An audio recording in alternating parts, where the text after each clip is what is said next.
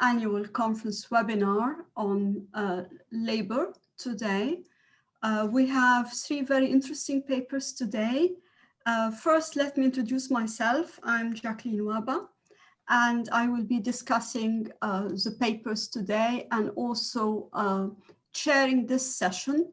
So just some information to make you aware that this session will be recorded, and it will also be broadcasted live on the ERF YouTube channel.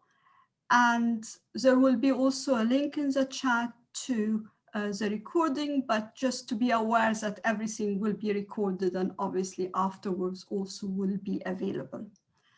If you have any comments or questions, please use the chat and the Q&A. I would actually appreciate if we do not sort of interrupt the speakers during the presentations, but actually have the Q&A and questions afterwards. So feel free to use the Q&A and the chat. And after my discussion, I will go through the Q&A, ask any participants who want to raise the questions themselves to actually do that. And finally, I will give the presenters time to actually respond to the questions and to my comments. So we have 3 very interesting papers today, looking at different aspects related to the labor market in Turkey. And the first presentation is looking at wage subsidies and whether they elevate employment discrimination against women. So I'm very, very pleased to introduce our first presenter. Hossein, you have 15 minutes, so please go ahead. Thank you. Okay, thank you, Chair, for the floor. Hello, everyone. Today, I will present a joint work with Çağla Öktem from Bilkent University. But before the presentation, I want to clarify the title of this research.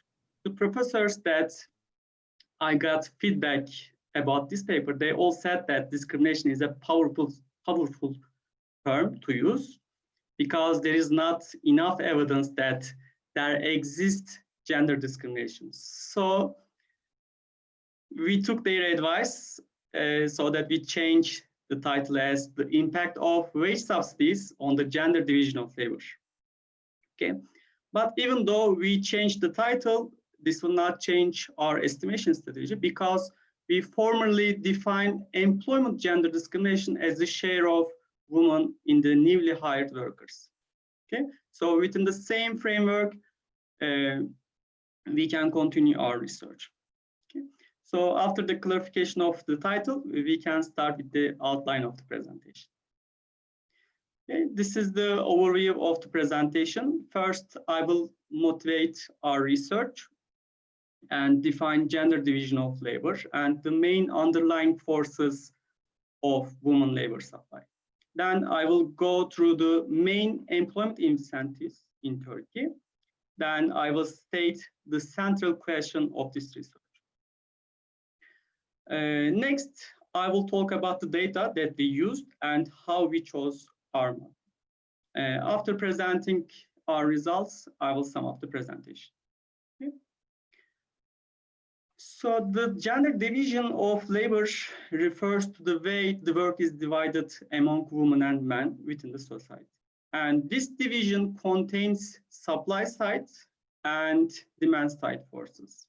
And these are some of the main forces that affect the labor supply of women. We know that an increase in human capital accumulation increases the labor supply of women. Okay. However, having a child is a big handicap for being in the labor force for women. And most of the time, this was a reason from culture.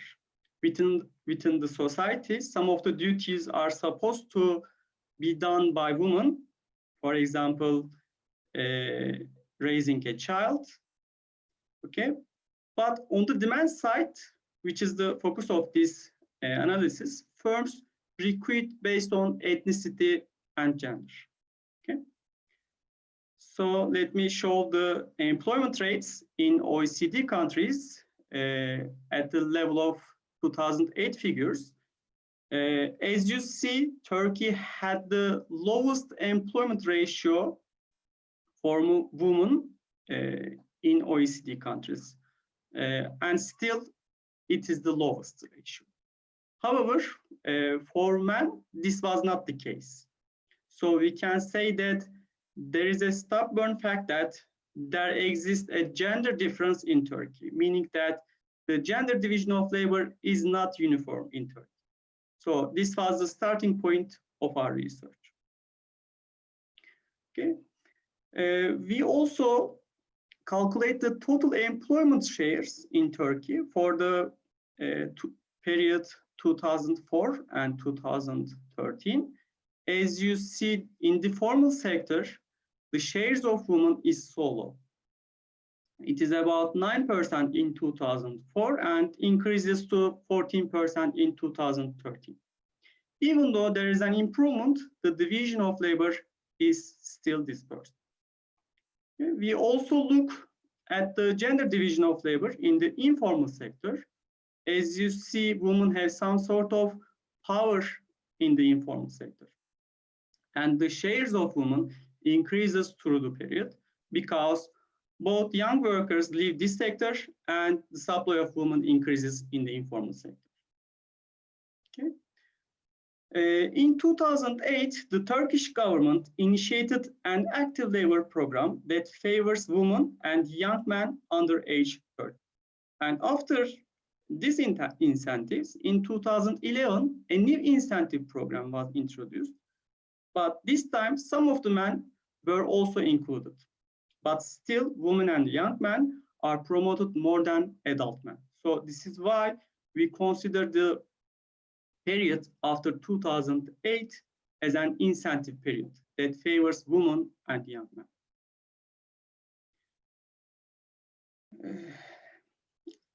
These are the main labor market incentives in Turkey. And among them, the most popular one is the 5-point discount incentive because it is the least conditional incentive that a firm can apply. The other incentives are relatively less in use. For example, incentives that are given to research and development, cultural investment, and incentives for disabled workers. From this table, you can see the popularity of incentives. As you see, the most used incentives is the 5-point discount incentive. As you may notice, after 2011, firms substitute law 7 with law 10. These are the incentives that favor women's employment.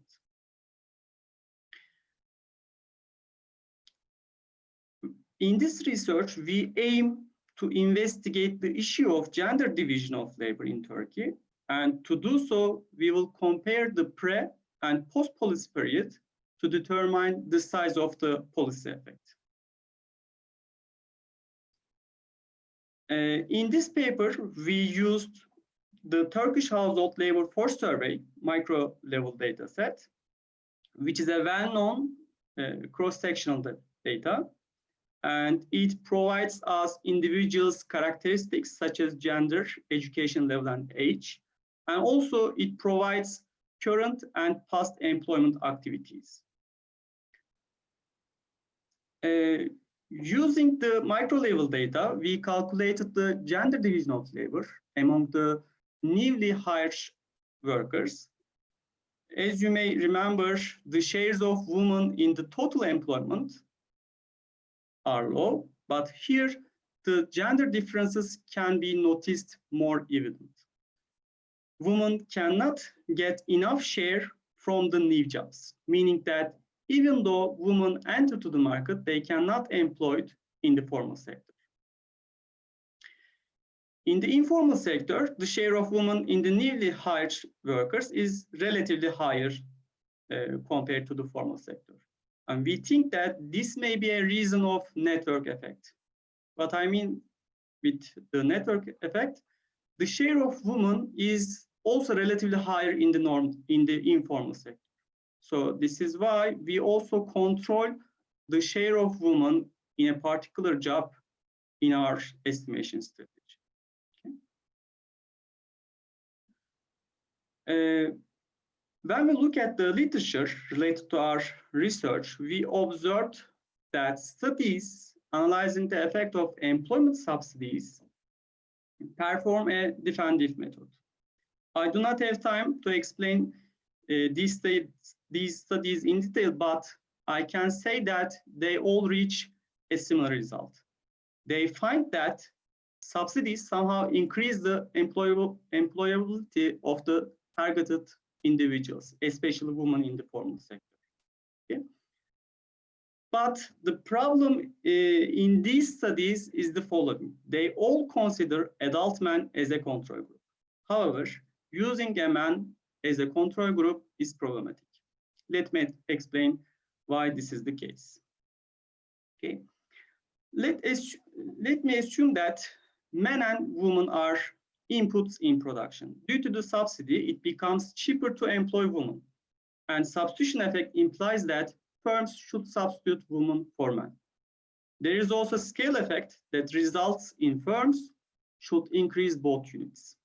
So using men as a control group is problematic because policy ambiguously changes the employment of men. And if we use women in the informal sector as a control group and assume there is an elastic supply of labor, we do not expect any change in the gender composition among the newly hired workers in the informal sector as a consequence of incentive. Sorry, Hussein, can I interrupt for a minute? I think we have a clarifying question which is important for us to follow. Can you please define what is an informal sector? Thank you. Yeah. The informal sector, the survey asked to individuals whether they are registered to any social security. Okay, so if they are stated they are not subject to any registration, then we define them as an informal sector. Okay, it is all about the social security. So let me continue. In these figures, we illustrate the wage elasticities. These are real wage. And here, blue dots represent data before 2009. As you see, after 2008, wage elasticities are almost super elastic. So these figures confirm our assumptions of the elastic supply of labor. And the same figures are, these are the same figures for young workers, and the same observation is also true in this case. Okay, so let me continue with our model. This is our first model. Similar to the literature, we perform a defensive method with a multinomial logistic regression. Here, GI denotes the gender of the last hired worker. SI stands for subsidy period, and FI is the formality of a job. Okay, and the X contains the hiring requirement of a job and size of a firm. So to see the size of the policy effect, we look at the coefficient of interaction. This is the coefficient that we look at.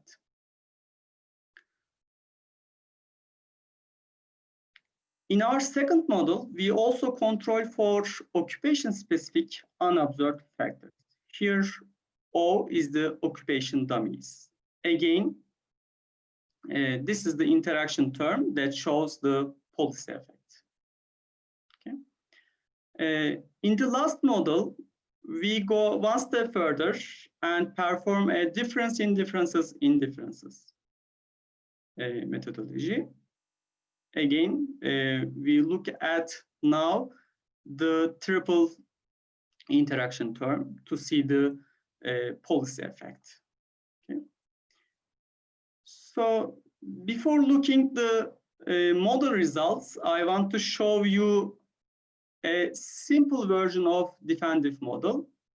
Here we compare the period mean of the shares of women in the newly hired workers.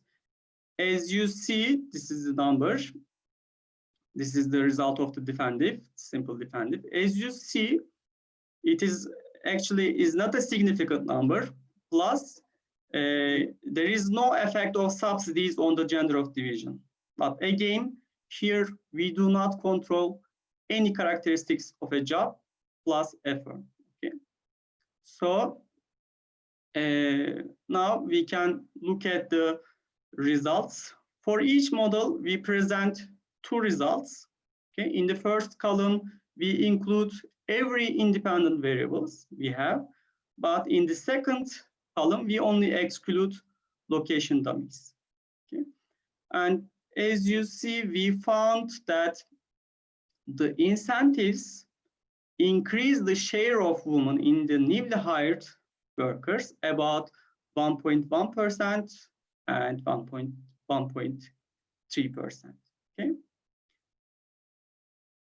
When we control for occupation, the same result occurs, but this time the size of effect gets smaller. Okay. Now let me talk about the last model. The last model gives us three interesting results. First one, the wage subsidies affect positively only in low-skilled blue-collar and high-skilled white-collar jobs. Okay.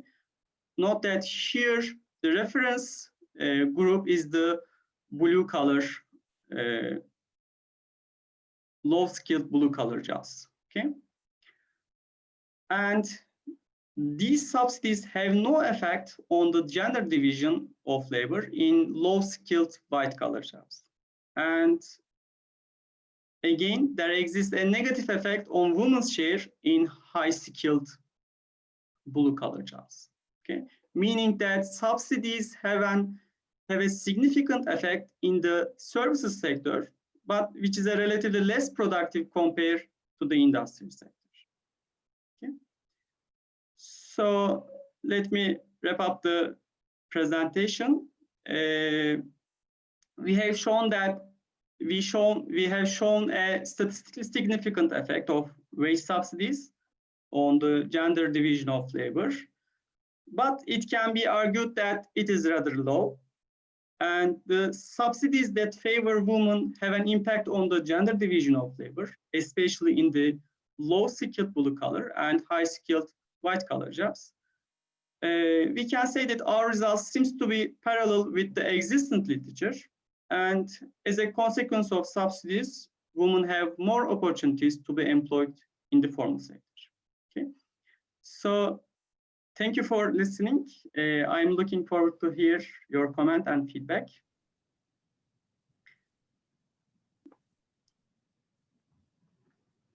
Thank you very much, Hussein. You're welcome. We are going to move to the second presentation by Musharraf, and we were going to be looking at the impact of age-specific minimum wages. So this is another paper looking at a change in policy and its implications for Turkey, again, using a slightly different sort of methodology. So the floor is yours, Musharraf. Thank you.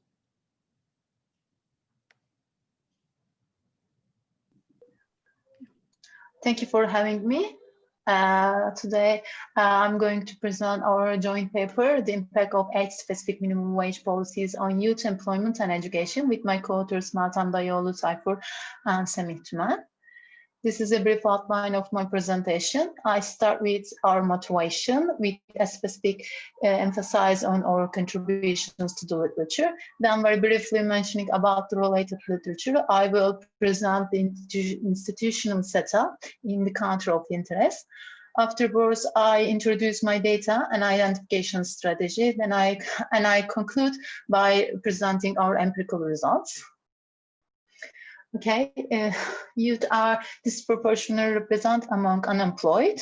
According to the ILO estimates, they constitute over 1/3 of all unemployed around the world. So what explains their overrepresentation is the higher unemployment risk they face, because they're of low productivity and they lack job experience in the labor market. So highest levels of unemployment among youth is an important policy concern, because not only it harms the youth current livelihoods, but it also harms their future labor market outcomes. Another concern related to the group of young individuals who are neither in employment nor in education or training needs, in short. So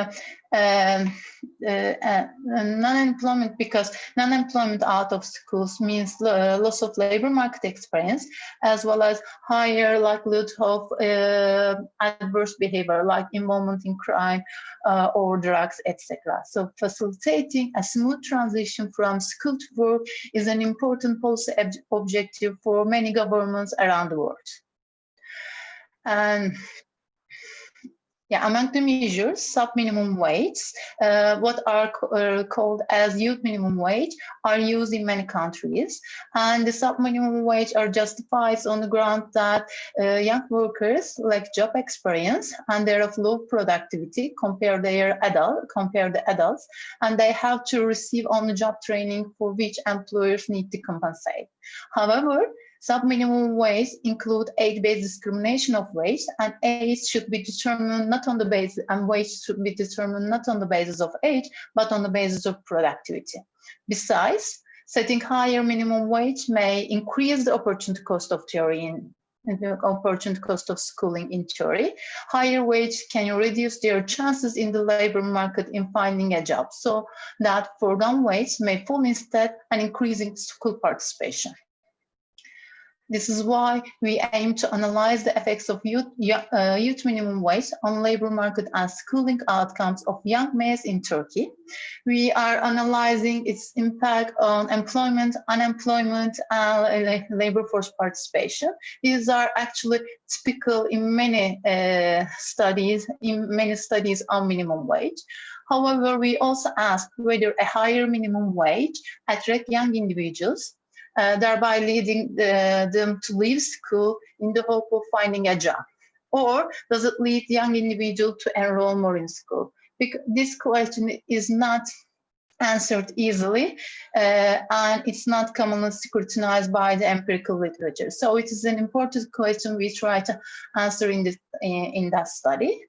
As a final question, we ask whether there are any significant effects of the youth minimum wage policy on the share of young males who are neither in employment nor in education or training.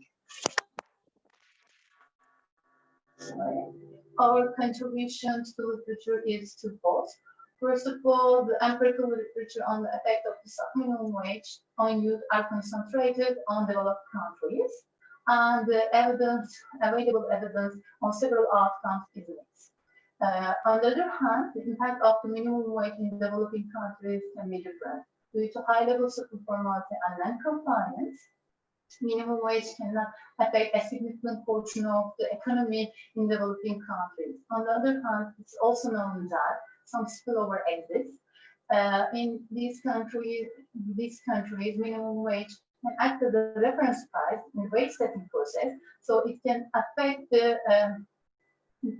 the labor market to great extent, even it doesn't apply to some portion of some part of the economy. So in this study, we are analyzing a case,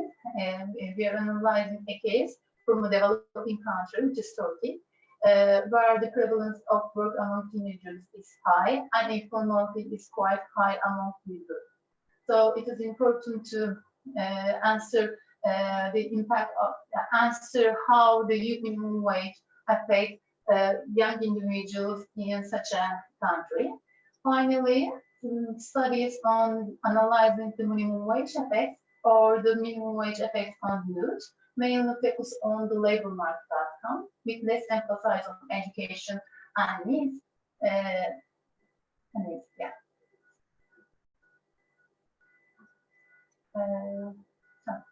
how minimum wage affects labor market is is one of the most extensively studied topics in labor economics. Particular attention has been paid to employment and unemployment outcomes in terms of the effects of the minimum wage on non-skilled workers and youth. Such studies mainly consider the impact of the uniform minimum wage on youth rather than the impact of age-specific policies. And the limited literature on the effects of age-specific policies mainly use differences methodology. On the other hand, the age-based discrimination in these policies allows the researcher to use regression discontinuity design as well. And regardless of the methodology, the literature on the age-specific minimum wage policy suggests adverse employment effects for youth, but the impact on unemployment and labor force participation is rather mixed. Regarding the schooling impact, we actually encounter both insignificant effects and negative effects for youth. And in Turkey, what is the case? There are very limited studies actually analyzing the effect of the minimum wage, and most of them analyzing the aggregate effects, and they are not using a methodology that can establish causal interpretation. However, we add to this literature by explicitly focus on youth and youth minimum wage with a rich set of outcomes from employment to need, thereby depicting a fuller picture on the effects of youth minimum wage in Turkey. In Turkey, minimum wage is determined by the Minimum Wage Determination Commission, and the Commission determines the minimum wage for each year after a couple of negotiations held on December in the previous year. And from 1989, minimum wage was determined at the national level, only differentiated by age. Workers until 2014, workers under 16, were entitled to receive a lower rate, which is called as the youth rate in the country. And on December 2013, the Commission determines to abolish the age-specific rule and declare a single minimum wage applied to all workers after 1st of January 2014. And this policy was actually unanticipated because the issue of setting a uniform minimum wage arrived during the meetings held on December 2013, and no, it didn't receive any major attention or coverage before the announcement of the policy at the end of the year. Here we have a figure presenting the gap between the youth and adult minimum wage as a percentage of the adult minimum wage until 2017. What we observe is that we're basically between 1994 and 2013, the youth minimum wage is about 50% less of the adult minimum wage, and it was more or less stable for a quite period, for a long period of time. And what does it mean that either both workers and employers can easily predict that youth are going to receive a lower rate by 15% less of the adult rate in the country. And the abolition of this rule made an unpredictable change to the labor cost associated with the younger workers. By the way, I forgot to mention in the country, individuals at and above 15 years old are legally allowed to work. So youth minimum wage corresponds to the workers who are aged 15 years. Okay. This figure shows the real cost of minimum wage by age from 2007 to 2015. Since the minimum wage was determined annually in this period, we give for the first half and second half of the year in each year. As you can see, the real cost of minimum wage shows a parallel trend until the first half of 2014. And with the abolition of the age-specific minimum wage rule, the real cost of minimum wage for 15-year-old workers increased by 14%, whereas we do not observe any significant change for the minimum wage received by the older workers in real terms. An important concern for our study is whether minimum wage fine, given the high levels of informality, particularly among teenagers in the country. We plot Kernel-Dunst estimates for the wage distribution of logarithm of real monthly wage in 2013 and 2014 for the males, for 15-year-old males on the left-hand side and 16-year-old males on the right-hand side. And the dash line corresponds to the real minimum wage in each year. I want to note that the minimum wage received by the younger workers increased to a great extent from 2013 to 2014 by the abolition of the youth minimum wage rule. On the other hand, on the right-hand side, real minimum wage shows almost no change on real terms for the older workers. This is why two lines almost coincide on the right-hand side. So what we observe is that for young males in the country, minimum wage individuals are concentrated at or around the minimum wage. We also show an increase in concentration around the minimum wage from 2013 and 2014. Since we do not observe any other spikes than the minimum wage, we can say that minimum wage has a relevance for 15 and 16-year-old males in the country for 2013 and 2014. In this study, we mainly employ the survey of income and living conditions. It's a representative micro-level survey and includes individual and household characteristics. It has a rotating panel design where respondents are attained in the sample for 4 consecutive years. And even though it's compiled annually, it includes retrospective monthly information on the main activity of individuals aged 15 years and over. And the monthly activity compiled in a year corresponds to the previous year's information. So if we are looking at 2015, this means that monthly individual activity available from January to December correspond to the information on 2014, not 2015. Another advantage, so we use the monthly individual activity to construct our outcome variables and to observe the change in the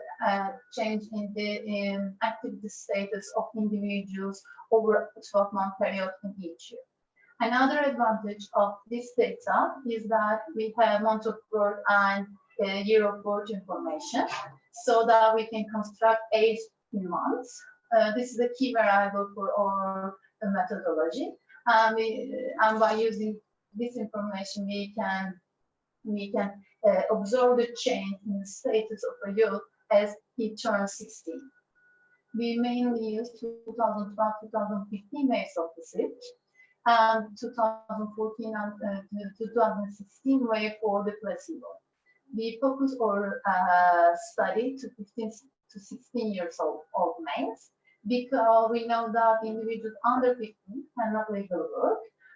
To keep the comparison group as similar as possible, we do not include individuals over 16 years. We also believe that females' behavior can be different from the that of males in terms of their labor force participation and school participation, because social and cultural factors can be more influential than economic factors, particularly for young girls in our country.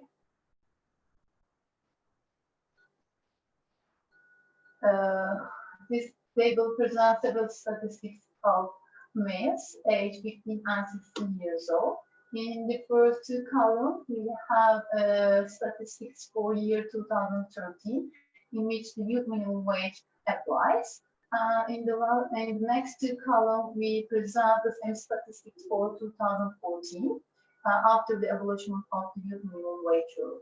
And in the last two columns, we have the peak values for the mean differences from 2013 to 2014. And the standard deviations are for continuous variable are in given in the parentheses. In terms of individual and household characteristics, we observe that these two groups are very similar.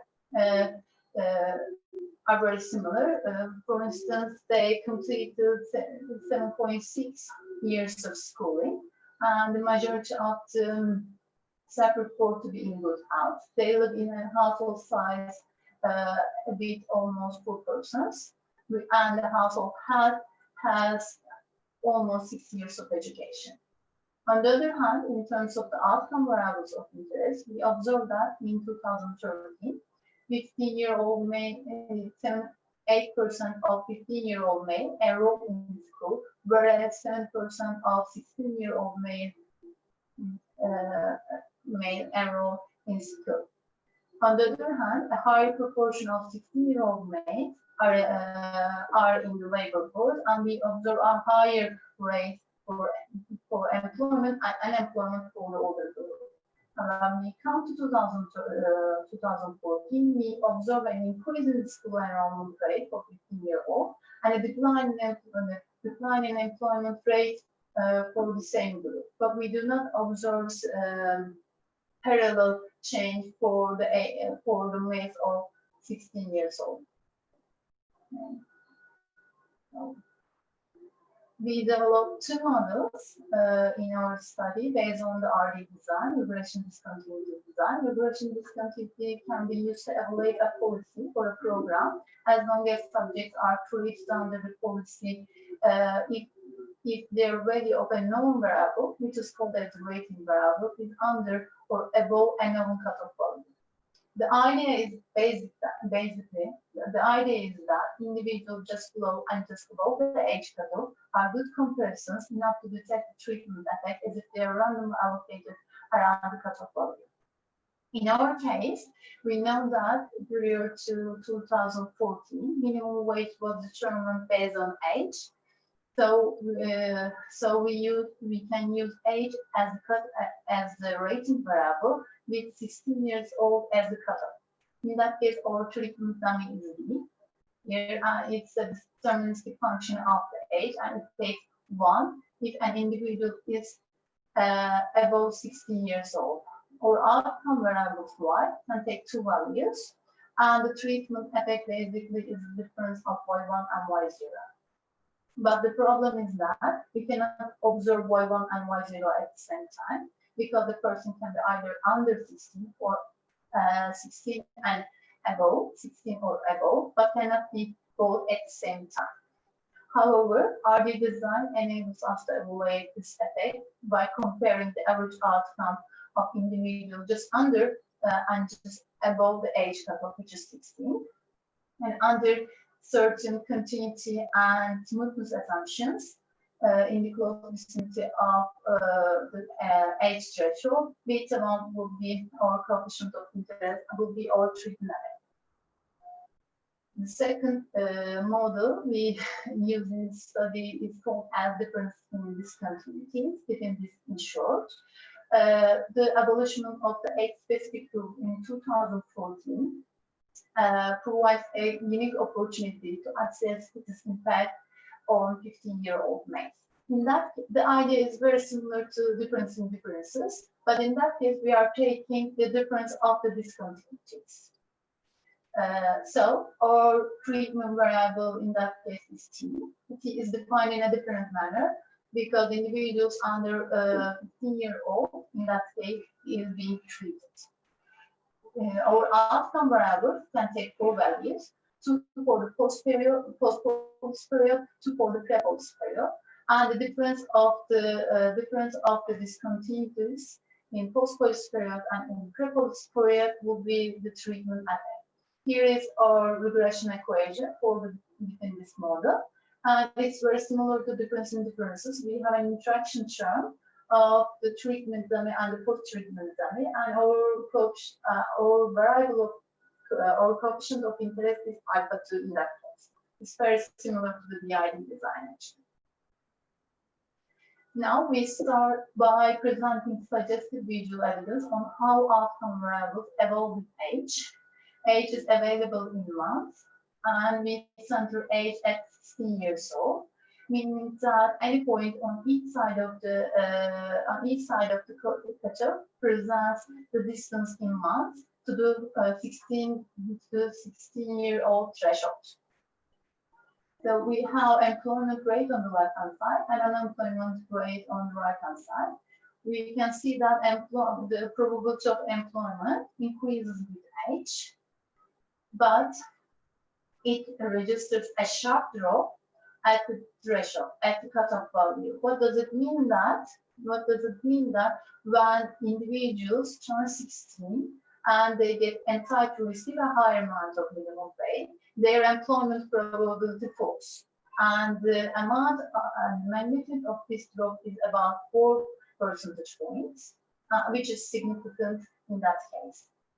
We observe a similar jump in the unemployment rate, but in the opposite direction. The unemployment rate, the probability of unemployment increases as individuals turn 16 in that case. And the amount of the estimated amount of the jump is about 2 percentage points. In this figure, we have the labor force participation rate, evolution of the labor force participation rate, and the evolution of the school enrollment rate. In either case, we do not observe any significant statistically significant change at the cutoff value.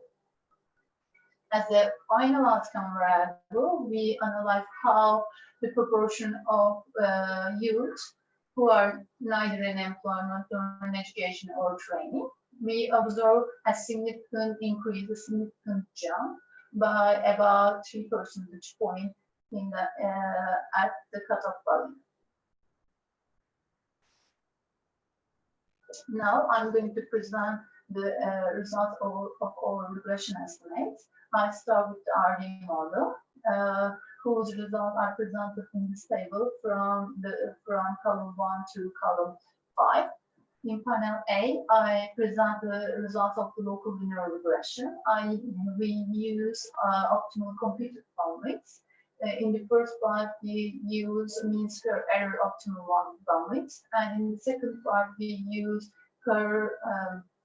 coverage error rate optimal bandwidths. And in panel B and panel C, we present the result of the logistic regression and OLS regression, where we zoom in around the cutoff by taking a narrower bandwidth of 6 months. And in column 1, the results for employment show statistically significant negative effect in all estimates, providing strong evidence that as 15 years old turn 16 and get entitled to receive a higher minimum wage, their employment probability drops. And the estimated effect, the magnitude of the estimated effect is in the order of 2.5 to 3.1 percentage point, which is quite sizable indeed, because we have 12% employment rate for 15-year-old males in 2013. Even though we cannot differentiate this impact into quits and layoffs, we conjecture that this impact, the employment impact, is mainly driven by the demand-side factor, because 15-year-old workers were cheaper compared to the older workers before the policy change. As they lost their labor cost advantage, employers substitute them by the older workers, by more experienced workers.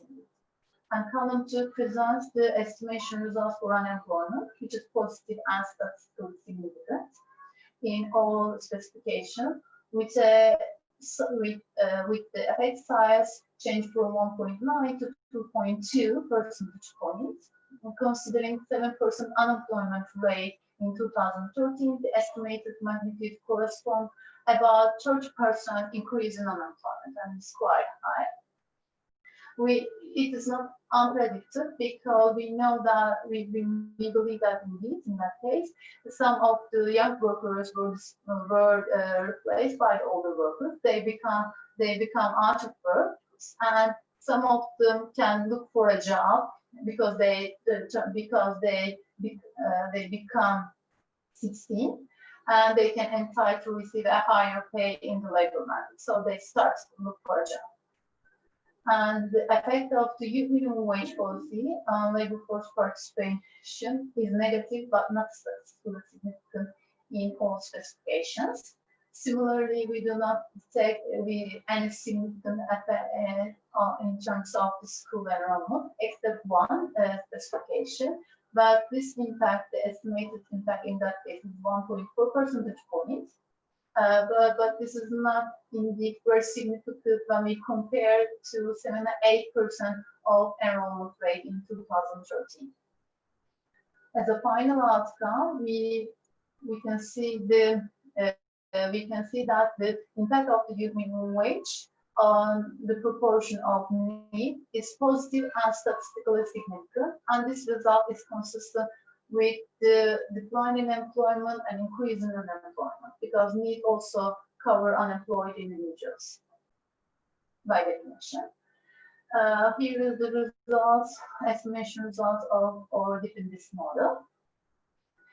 We carry out parametric regression by using logistic regression and OLS. We use two different bandwidths, 6 months and 12 months in that case. And similar to the RD model, result, within this model, results imply that the main adjustment to the abolishment of the youth minimum wage policy occurred through employment, unemployment, and needs. Yes. In this study, we carry out several robustness checks. First of all, we estimate our RD regression model for this period to see whether the effects we find is a data artifact or caused by factors other than the minimum wage policy. So we use 2014 and 2017 rounds of statistics. 4 years, 2015 and 2016, correspond to the period after the abolishment of the minimum wage rule. Since the same minimum wage applied to all workers after the abolishment of the new minimum wage policy, we do not expect any discontinuity in that period. And as shown in this table, our results as shown in this table, our expectations are fulfilled. Okay. Finally, we also consider the potential effects of 2012 school reform, extending the compulsory schooling from 8-year basic. Sorry, can I interrupt? Can you please wrap up, because we're really out of time. Okay, this is my last. Okay, slide. thank you. I'm sorry. The new system put into effect in September 2012, and it can contaminate our result because children born in 1998 or later are expected to be affected by the policy, and it can contaminate our result if it creates a significant jump in the high school enrollment ratio for 15 and 16-year-old boys under the study, regardless of the youth minimum wage. As discussed earlier, we do not find a strong evidence on the impact of the school enrollment, so we can expect that this is related to the youth minimum wage policy, not driven by the other factor. But we re-estimate our model using the data in 2012, 1 year before the education reform. So, based on the result we obtained, we can say that the expansion of the compulsory schooling does not bring about a significant change in high school enrollment. So this might result from the lack of enforcement or the distance learning used as a part of compulsory schooling. And also, as I presented earlier, we have completed fewer years than correspond to 8 years compulsory basic education. And thank you. Thank you very much. Thank you. So we're going to move to our final presentation, looking at the effect of English medium instruction on earnings. So Murat, I think the floor is yours. If you can please share your screen. Thank you. Okay. Thank you for the opportunity. This is a joint work with Yılmaz Kılıçarslan. And it is one of the outcomes of a project funded by the Scientific Research Council of Turkey.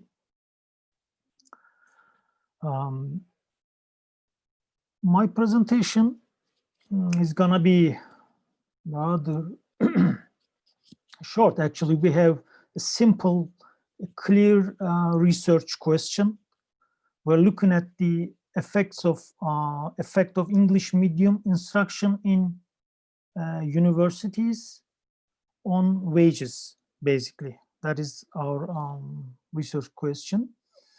The outline is going to be the following. First, I'm going to talk about some motivation, and then literature and the contribution of the paper, then go to the data and estimation results. That is the outline of my presentation. Okay. Let me start with the motivation.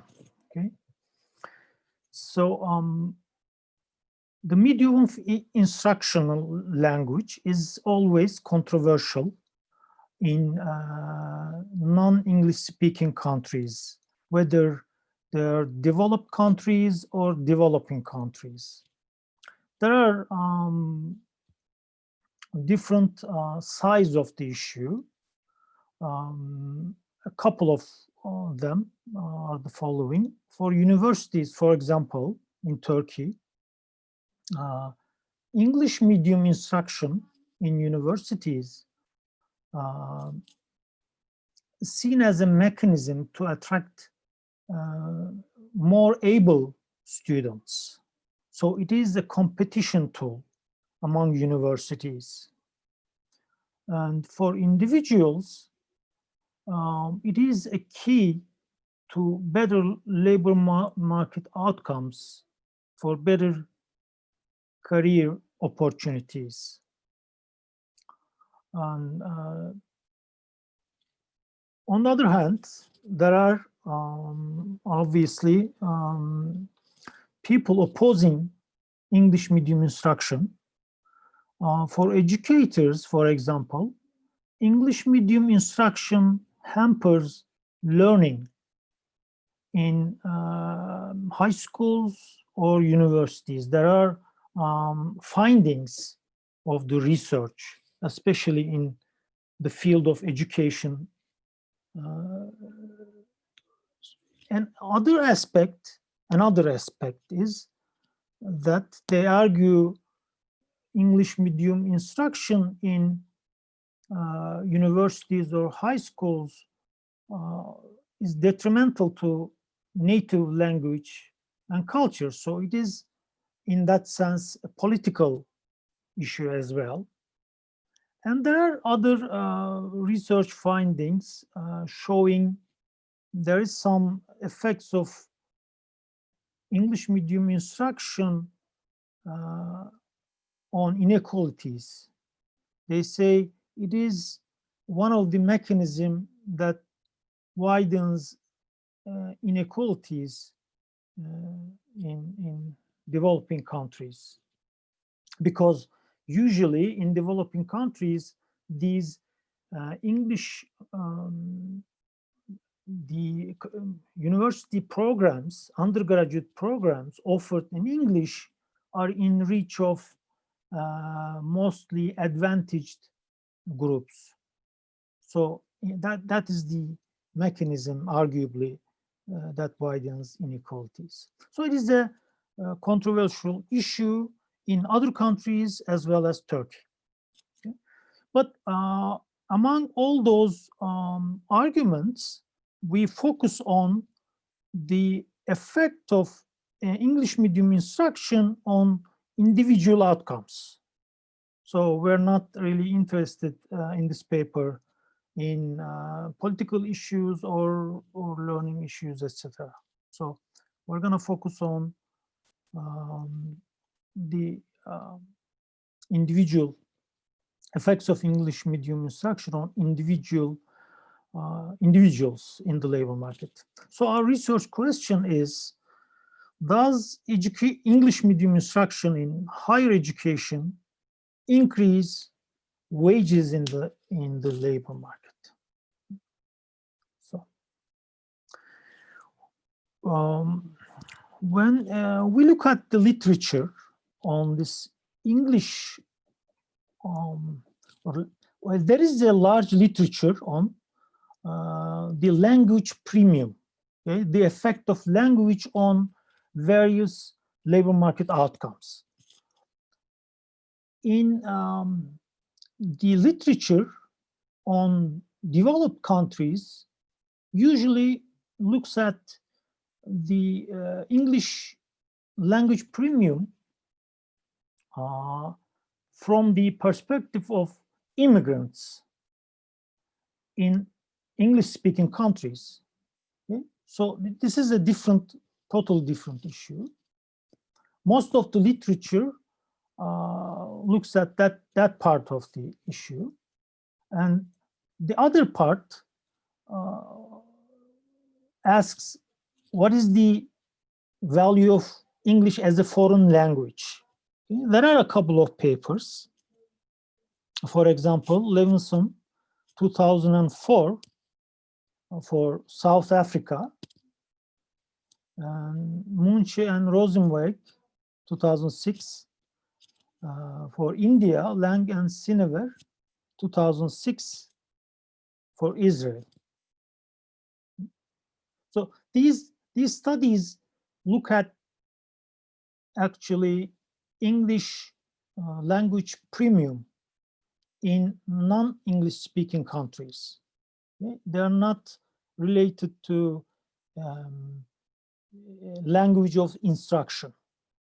So there are papers closer to our study. They look at the English medium instruction on various labor market outcomes, but usually they look at primary or secondary education, not higher education. And they make use of some policy changes in different countries and use methods like difference and differences to identify the effect of English medium instruction on labor market outcomes. Engris and Levy, for example, 1997, looks at the policy change in Morocco and uses diff and diff estimation. And Angrist, Chin, and Godoy, 2008, for Puerto Rico, and Chakraborty and Bakshi, 2012, for India, and Angel and Calabres, 2012, for Spain. This last paper is the closest among them to our paper. Okay. So what is the contribution of our paper? This is the first study investigating the effect of English medium instruction in higher education on wages in Turkey as well as other countries. Okay, there is no, we didn't run into any other study looking at this side of the issue. First, English is not a foreign. English is a foreign language in Turkey. So Turkey is not an English-speaking country. There is no colonial history. So majority of Turks speak Turkish, and there is no colonial history. And we found significantly positive effect of English medium instruction in higher education on wages, varying from 10% to 22%. So this is basically what we did. So we can proceed to the data. So as I said, our data comes from a research project. There are there were different aims, different objectives, various objectives of this research project. This is one of them. So we took two universities in Turkey, relatively closer looking universities in the sense that they are located in big cities and they are popular in the same let's say socioeconomic background, similar students, let's say, coming from similar socioeconomic backgrounds. One is Anadolu University, located in Eskişehir. The other one is 9 Eylül University, located in the city of Izmir. And also, we look at two departments, business and economics departments in two universities. Both departments have English and Turkish medium undergraduate programs. So, our data covers graduates from 2005 and 2017 from these universities. Data comes from an online, directed online survey, by the way. So this is our sample. A total of, well, this is the sample that we have enough information to perform the estimations. So we have a total sample of 1,098, of which 769 comes from Anadolu University and 329 from 9 Eylül University.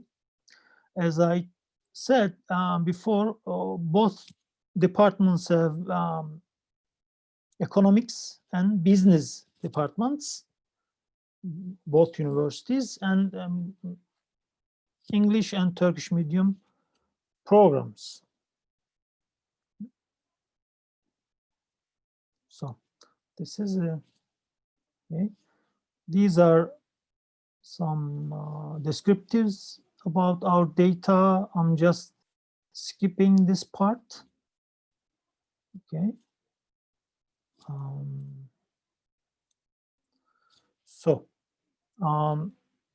So in estimating the effect of English medium instruction on wages, we face indigeneity issues, right?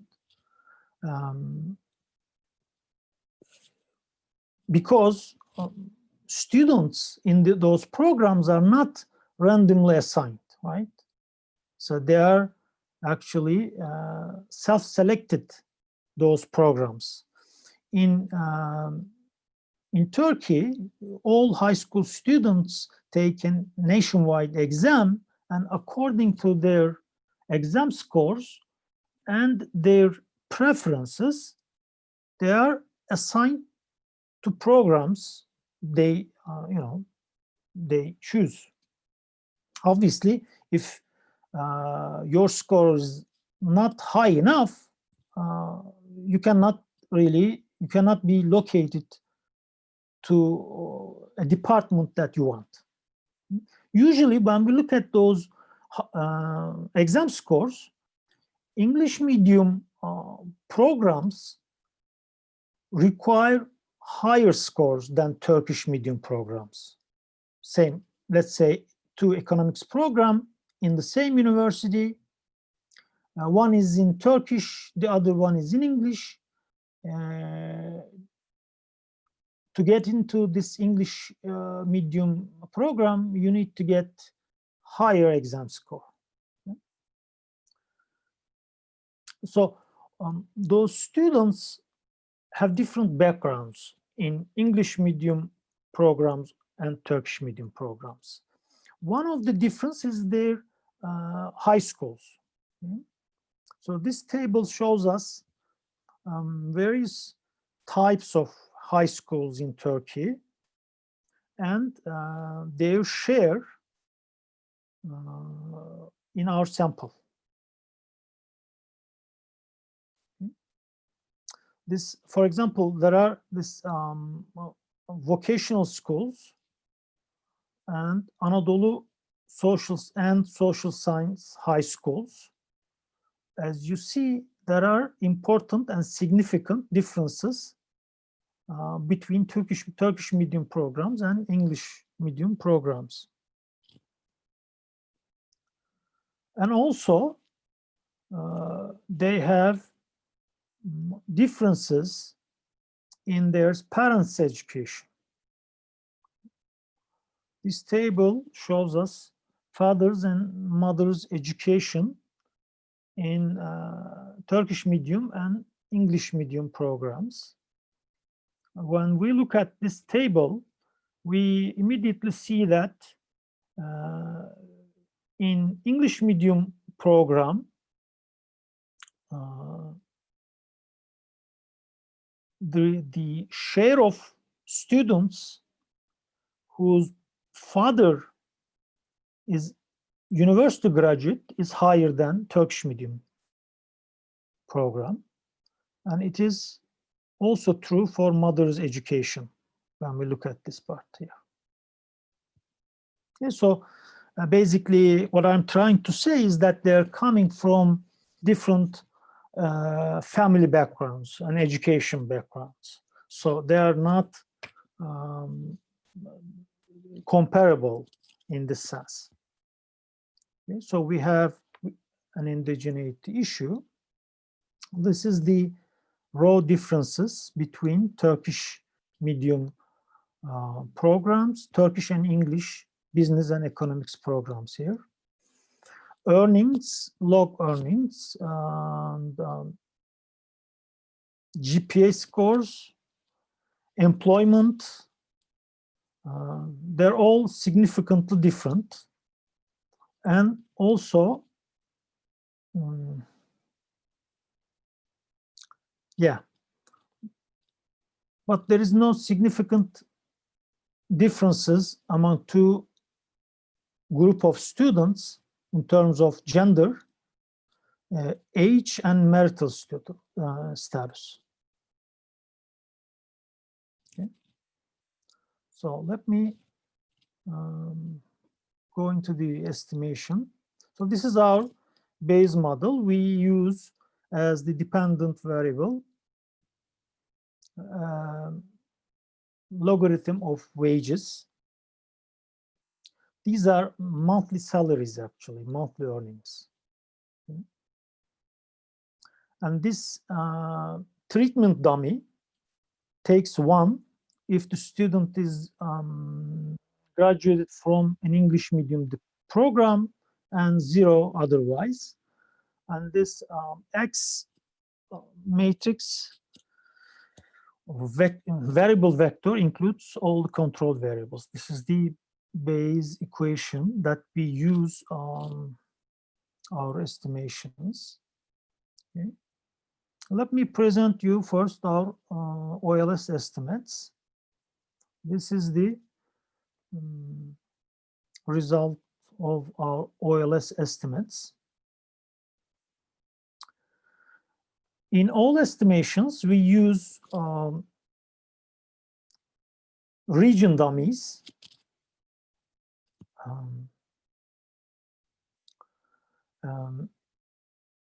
So the first column,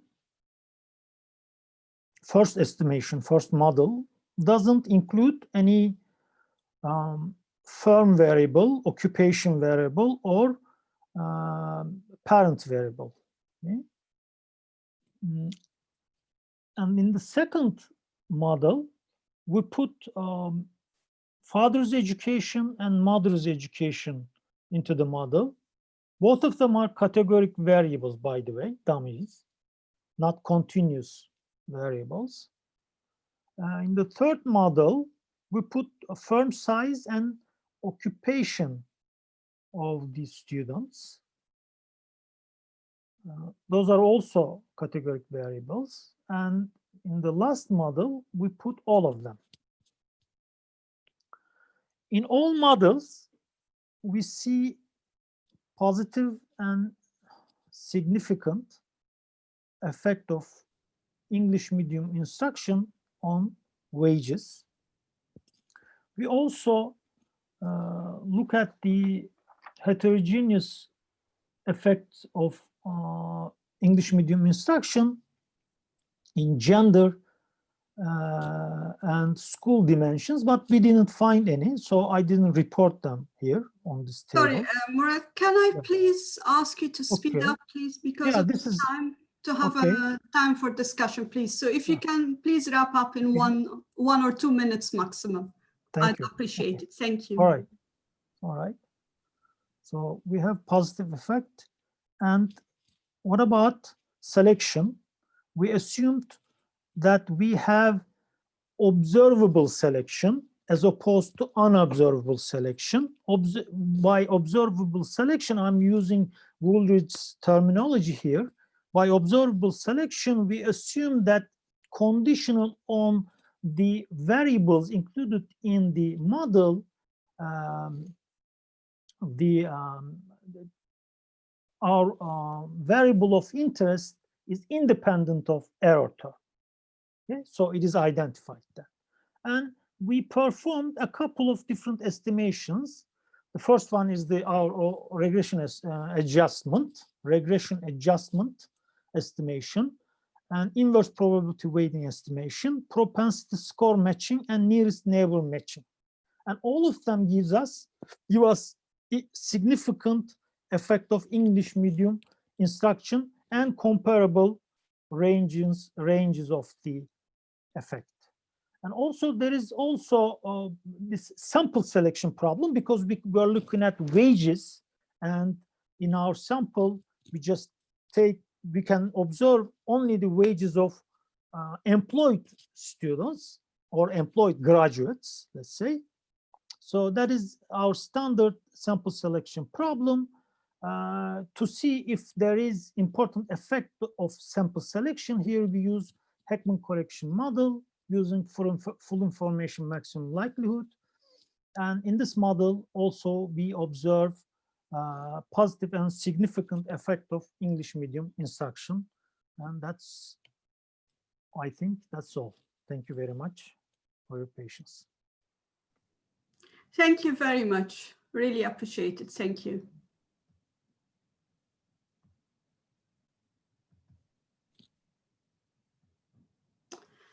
So I'm really pleased to discuss those papers. I'll do my best to be very concise, and I'll do my best to stick to 10 minutes to, have a chance to actually have a discussion.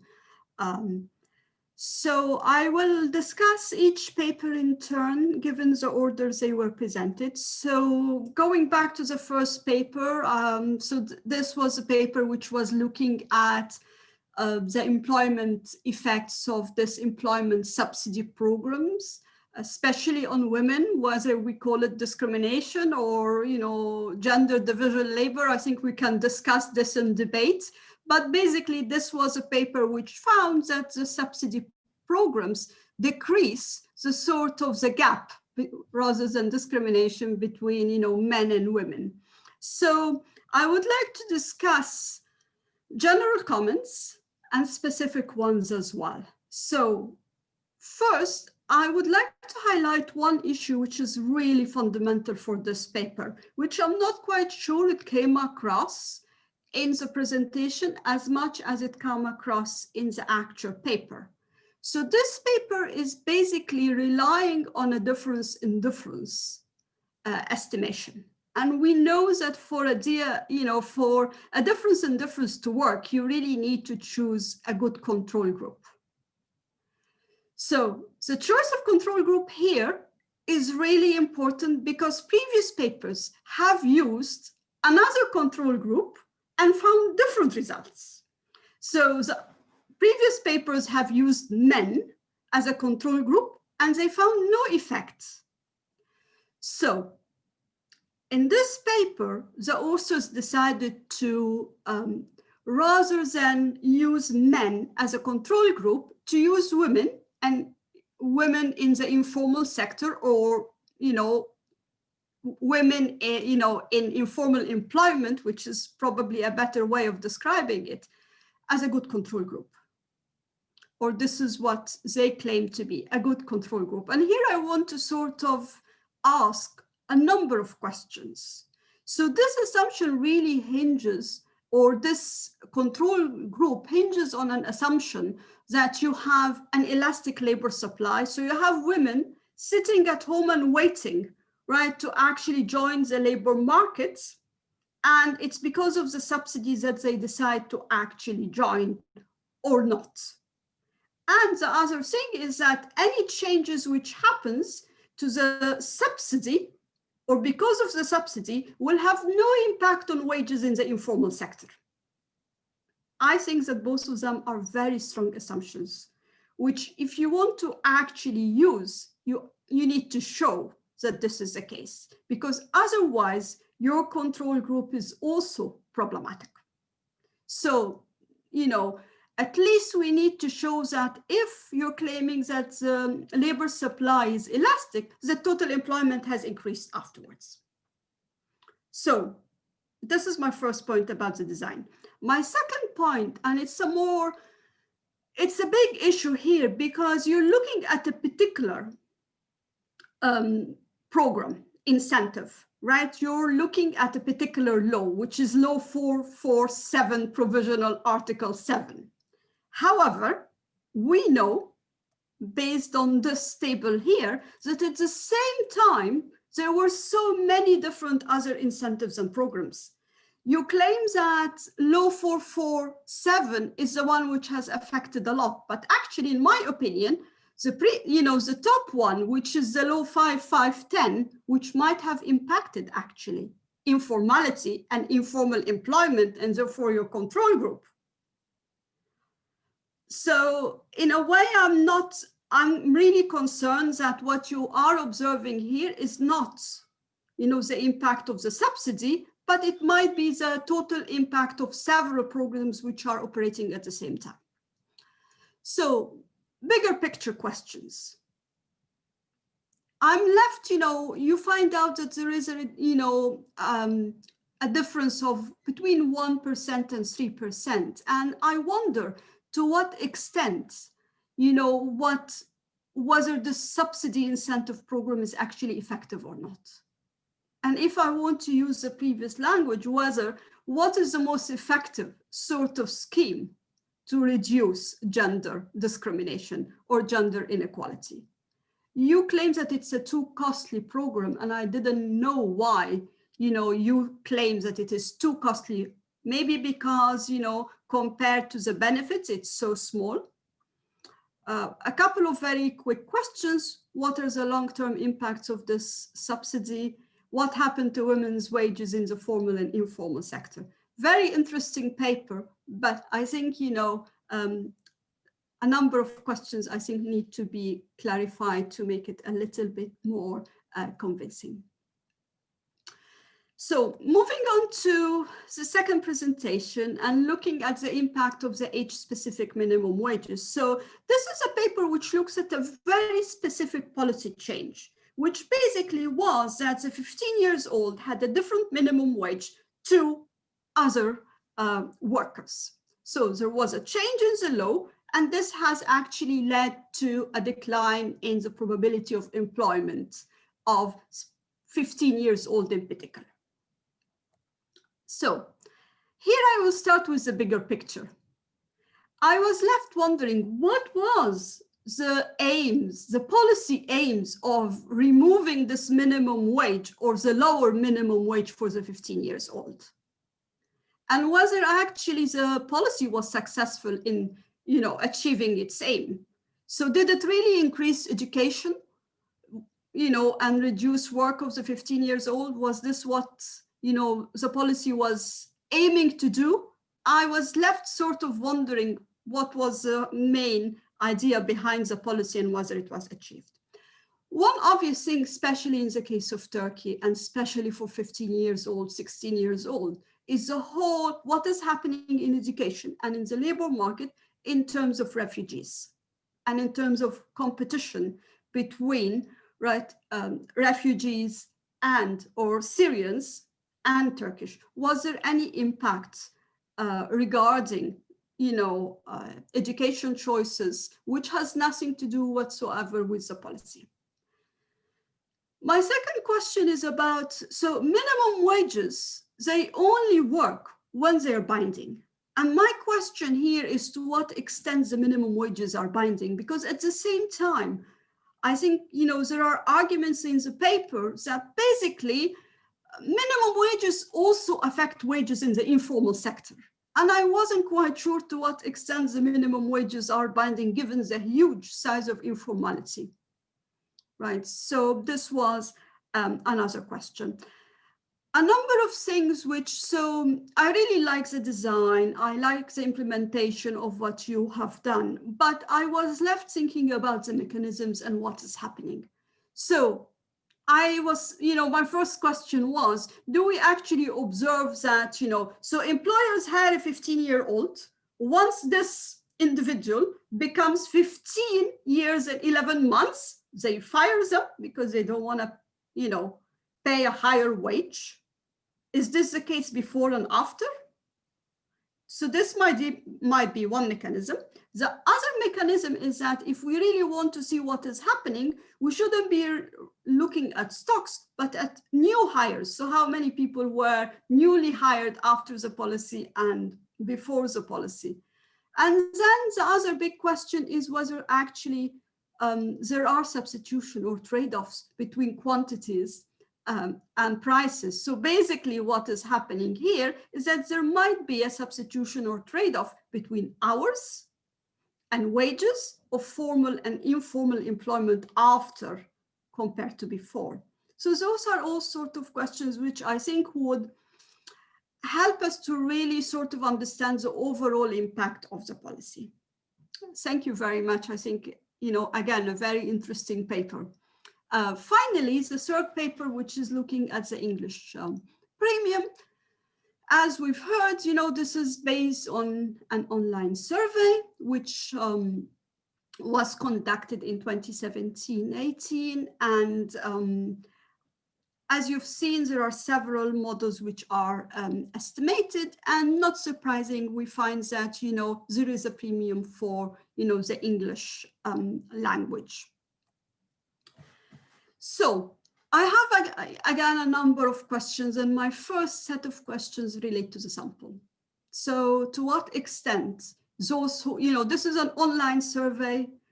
In that case, can we really tell whether, graduates who answer the survey are representative of graduates of those two universities who, or of students who have studied economics and business in those two universities? To what extent the graduates of those two universities are actually comparable to the rest? In other words, can we actually generalize the results of what you have found here?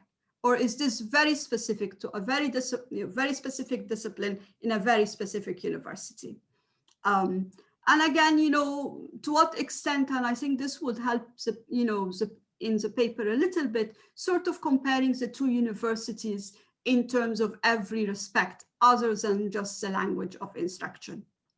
And I guess the most important issue here is basically whether the students are comparable, not in terms of observable, but in terms of innate ability. So if we find that, there is a premium for English, is this a sort of, capturing ability and socioeconomic background or motivation. I think socioeconomic background you are capturing using the observable, but things we cannot observe, motivation and ability, for example.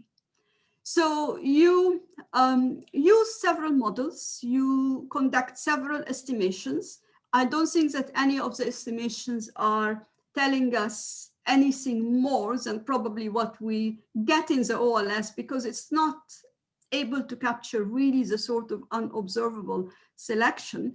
But I think I want to raise an issue here about the exclusion restrictions, because some of those exclusion restrictions are really not valid. You know, so high school type, whether mother was working while undergraduate, the region lived in during high school, and whether the respondent had English language skills before. So all of those sort of variables are really problematic. But I think to leave you with, I think the most important fundamental question here to me is, what is the wage premium of studying English for individuals with the same ability? So for me, telling me that there is a wage premium for individuals who have different ability is not surprising. But is it possible to actually answer the question about, you know, the wage premium for the same ability? So again, thank you very much for your presentations and, you know, sticking to the time. I will now open the floor for questions. You know, we don't have a lot of time, but we'll see how many questions we have.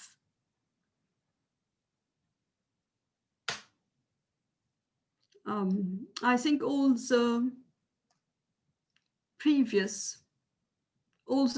questions were already answered by Hossein, and I think they were raised by Ragi, who I think has already left. So just one more time to ask whether there are any questions from the floor. Okay, so maybe then, since we have 3 minutes, I will give each speaker 1 minute to reply quickly if they wish to my comments. Otherwise, you know, we will just wrap up. So Hussein, I think you go first since you presented first. Thank you very much for your very improved, it will improve my paper, our paper. Thank you for your comments. I can speak some of your comments because we have not so much time. In the previous studies, the dependent variable is actually woman employment, so that it takes 0 or 1 if the woman is employed. So this is why I think the subsidy effects is not clear in these papers. Okay, but we consider the dependent variable as such because the incentives aims to create woman employment. Okay, so this is why we look at the shares of women in newly hired workers. So actually we found rather low effect. Okay, the woman labor force participation rate is increasing at the examined period. So with this increase, the subsidy will affect more because there exists some subsidy and there are some women that can be employed within this period. For the costly part, we look at the insurance premium incentive, accrual amounts, and per employment, it is the incentives that favor women is costly than 5% discount incentives. So this is why I tell that it is somehow costly. Okay, and also you are right about that other subsidies do affect on policy effect, and it will rather underestimate our estimations. Thank you very much. Thank you. Musharifa? Thank you very much for your comments and your questions. At the beginning, you asked the aim of the policy change. As I mentioned in my presentation, we had an education reform in 2012. Remember that the education reform extends the years of compulsory schooling from 8 years to 12 years.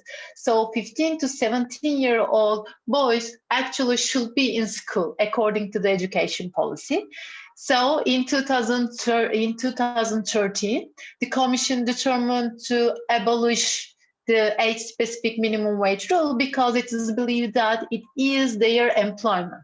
But these boys should be in school instead. So to be consistent with the education reform held on 2012, the Minimum Wage Determination Commission abolished the age-specific minimum wage rule for 15-year-old boys.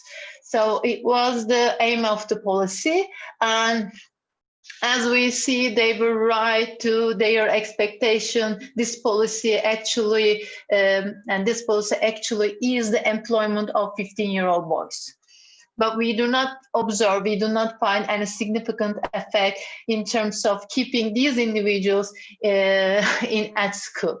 Okay, so this was the aim of the policy, were basically to be consistent with the education reform. It's a very actually nice question for our study, because as you say, it's a very specific question we analyze in our study. And in terms of the refugee influx, you know that in 2011, many Syrian people come to Turkey. It's a significant shock to our country, including the labor market. But I believe that it does not impact, because we do not, by the way, we cannot see the Syrian individuals in our data, so we cannot say anything from the data. But we believe that it's not affect their entrance to the country does not affect this policy change, because we are looking at only 2013, only a year before the policy change. So I believe that we can actually some of your question cannot be answered by looking at the data, because we don't have the data. Unfortunately, this data is very limited. Okay, so to the extent we have the data, we try to answer how minimum wage policy affect youth in our country. And can I stop you here? Yeah. Okay. Can I stop you here so we can move on to Murat, because we're already a few minutes. Okay. Maybe Thank you so much. Thank you very much. Thank you so much. Thank you, Murat. Thank you, Jacqueline, for the great questions. So first, let me start with the representation issue. We are pretty comfortable about the representation in representation of the data in terms of programs, because this even though it's an online survey, this is a directed survey. Like their teachers sent their students to fill out the survey. So this is also our observation, because the email comes from their teachers, so they, they fill them up. So it is not like an email coming from an anonymous person, and also some of them are reached by phone calls. So in that sense, they represent the graduates at least in a certain period from those departments. But obviously, representation in terms of all universities or all departments, that's obviously, we cannot say that, right? So it is limited to business and economics departments in that case. So I agree, the most important or weak side of the paper is this unobservable selection that might depend on ability, right? So our data, actually, we couldn't come up with a good instrument to use instrumental variable estimations. But I can let me tell you this at least. Sorry, So, sorry, Murat, can I just, for the sake of time, can we? Okay, yeah, quick. In Turkey, academic success and family background in terms of education and income, they are very closely related. Correlation is high, okay? So unless we assume that all lower socioeconomic family students are low ability, then I don't expect very, important, significant bias in terms of this ability stuff. That is my. I think, unfortunately, we're gonna have to close. We're already 5 minutes late. I'm sorry about my timekeeping, or 6 minutes late. I did my best to keep us within the time, but it was really a pleasure, listening to the presentations and having discussion. And I'm sure that's not gonna be the end of it. So please, let's continue. Let's continue the discussion online, and I wish you all the best in publishing those papers. So thank you again to all the presenters, but I think also we need to thank ERF for facilitating this event and for recording it, also for the benefit of others who couldn't attend today. So again, thank you very much to everybody. Thank you. Thank you. Thank you so much. Bye. Thank you.